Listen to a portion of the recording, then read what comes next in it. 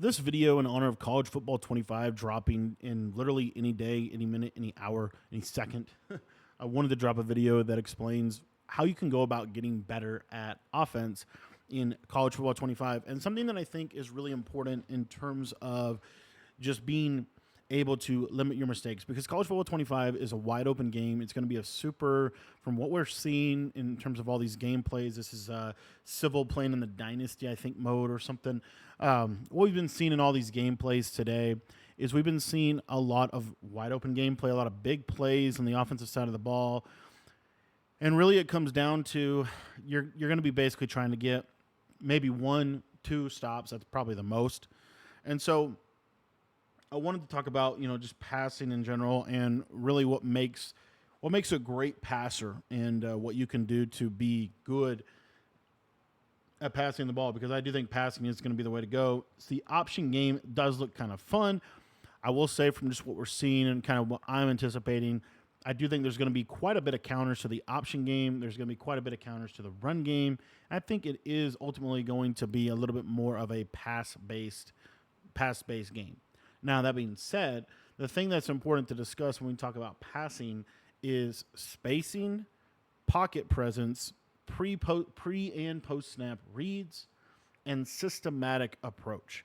So, in terms of spacing, this is a kind of buzzword right now in the football gaming world. But essentially, what we're trying to do at the core of offenses in general, offense's goal, no matter what offense it is to try to get their fast players the ball in the most amount of space possible. This is true of the wishbone. This is true of wide zone scheme. This is true of passing schemes. This is true of our PO schemes. We're just trying to get the ball to our players in space so that they can run with it after the catch. So now the way spacing kind of practically plays out, you're going to see it play a big part in college football 25. And the reason why is because of the fact that these hash marks are significantly wider. So understanding spacing is going to be really important. And the big thing with this is going to be, typically from what I'm seeing so far, you're going to want to run your trips or your spread sets with the formation strength to the wide side of the field. This also is going to impact kind of how you put your route combos together, because the biggest feature that we see on the defensive side of the ball coming into the game this year is the switch stick feature. So the way that we're going to counter that is by having good spacing between our routes, so that it is very difficult for them to be able to use a route and then switch stick to another route. You want to have essentially a horizontal and vertical strain on whatever coverage it is that you're facing. So having good spacing between your routes, you don't want them too close together, but you do want them to fit together, which is a kind of a little bit of an art form. But essentially, you don't want any receivers at any one time to be too close to one another.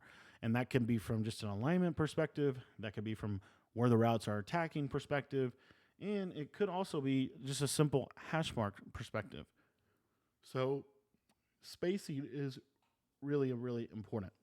The next thing that I wanted to kind of cover in terms of, your offense and being a good passer is pocket presence. Pocket presence is all the way back. Most of the pressure that we've seen in the first day of college football is going to be coming around the edge. It's either going to be loop blitzes, it's going to be slot corner blitzes. Occasionally you'll get some A gap through like a kind of like we saw last year. The reason that this is important is because it's going to highlight in general, if you can have pocket presence, the scrambling quarterbacks are really good in this game. So with a good level of pocket presence, you'll be able to step up and take advantage of those slot corner edge blitzes, and be able to step up and scramble right up the middle. Another thing it's going to do is it's going to really help with your pass protection. It's going to really help your entire thing. So in general, when you're passing the ball, what you don't want to do, you don't want to back up 15 yards as you're trying to find the open receiver. Really what you want to do is you want to step up in the pocket a step or two and kind of stand strong in that pocket and be able to climb the pocket slowly as your routes develop. Then if you do get sacked, it's only going to be a loss of a yard or two, or you can scramble up the middle of the defense. And thirdly, you can throw the ball away a little bit easier from that position. So the ability to have good pocket presence is going to be super important in this game. The next thing I want to talk about is just simply like play calling, route combo development. Every good passer needs good combos. Now, when I talk about these good combos, These combos need to attack and stress the entirety of the field. So if your offense that you're running or your plays, if you always run combos that essentially attack the right side of the formation, but they don't really ever attack the left side of the formation or the left side of the field, to me, you're really putting yourself at a significant disadvantage. So you want to have your route combos be able to attack the entirety of the field, both horizontally and vertically. I talked about this a little bit yesterday as well in the run game. Run game is good in college football 25, and you want to have runs that can attack the entirety of the horizontal landscape of the line of scrimmage. I'm talking about A gap, B gap, C gap, and D gap. But then the other thing that I wanted to just kind of touch on here is you notice these trips to the wide side of the field. It's a lot better that way because now those routes are going to have a lot more space to be able to run themselves open, right? Super, super important little point, but kind of a big point in terms of how this is going to affect your play calling. You want to be able to flip your formations. So you want to run trips left, you want to run trips right. You want to be able to have that capability. The other thing you want to be able to do is you want to have those good route combinations, powerful route combinations that attack the entirety of the field. There's really about 10 to 15 spaces that you're looking to be able to attack. There's the underneath flat, and this is about 0 to 10 yards, and that is the 0 to 10 yards outside the numbers, 0 to 10 yards basically between the numbers and the hash marks, 0 to 10 yards right in the direct middle. And then on the other side, you have the same thing, 0 to 10 yards, kind of in between the hashes. You have 0 to 10 yards from the hash marks to the numbers, and you have 0 to 10 yards outside of the numbers. And then that scale basically goes from not just 0 to 10, but then 10 to 20, and then 20 to 30. So an example of that would be a streak would be attacking outside of the numbers. Normally, it's going to be attacking outside the numbers, and it's going to be attacking that 30-yard and above vertical strain. Then you might have like a corner route that is going to be attacking outside of the numbers, and it is going to be kind of cutting vertically and then horizontally or diagonally, and that's going to get you about into that 20-ish yard mark. And then you're going to have a little flat route or an out route underneath of that, which is going to be attacking outside of the numbers as well, and that route is going to typically be getting open at about that 0 to 10 yards. So that's a right side kind of flood. And then on the back end of this, you would want some type of high-low in the middle of the field so that way that's going to kind of hold their user in the middle of the field and allow you to run your concept to the outside. Then the next play, you might want to have a cross concept, which is where you still have that vertical fade that's attacking the outside numbers, but now it's doing it on the opposite side. And then you're having like a slot receiver kind of coming across the formation. And so he's running himself into space, and basically he's going to be attacking that 20-yard outside the numbers.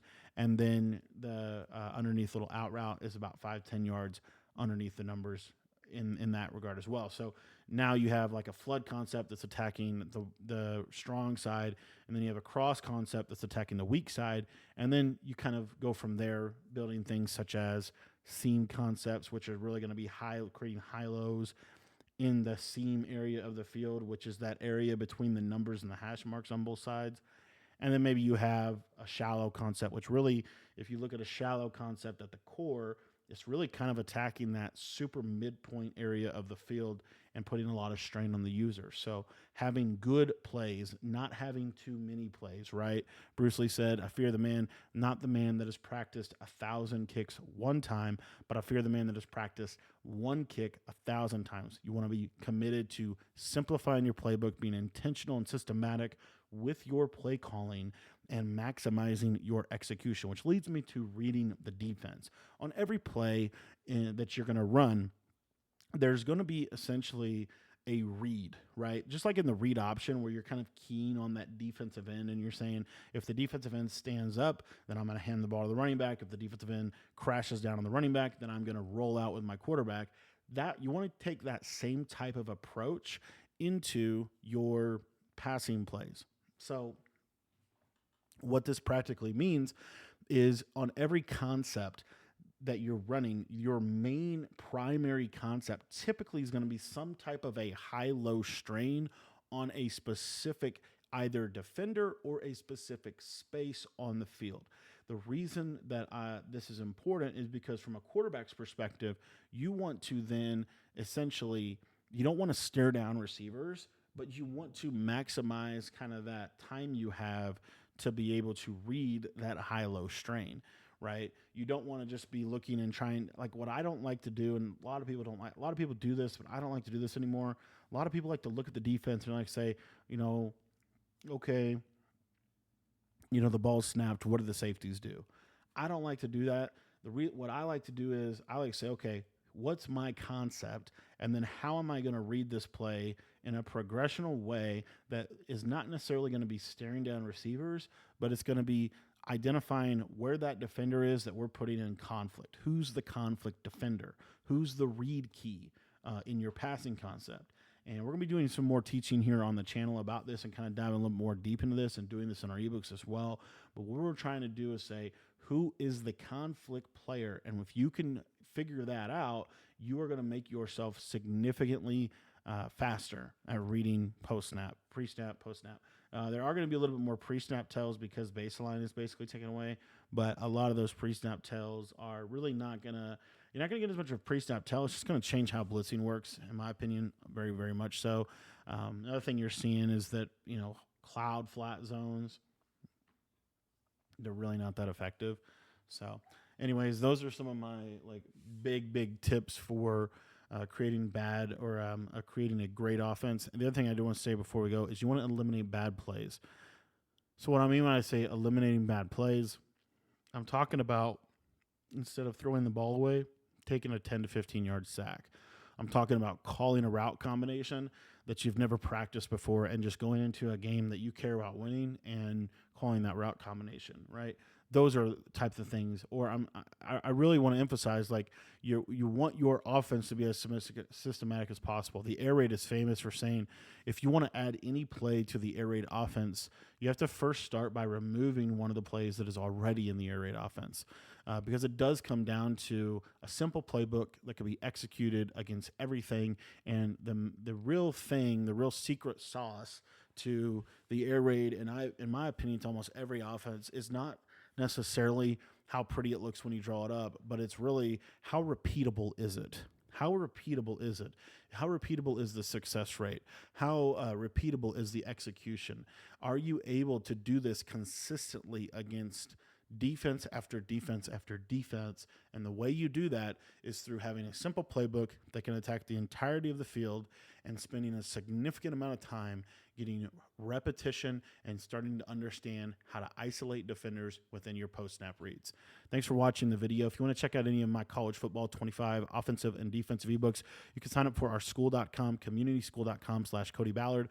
Over at that site, you're also going to get access to, for just $10, you're going to get access to all of our college football schemes, and you're also going to get access to all of our Madden offensive and defensive ebooks. So if you want to sign up for that, the link is in the description down below.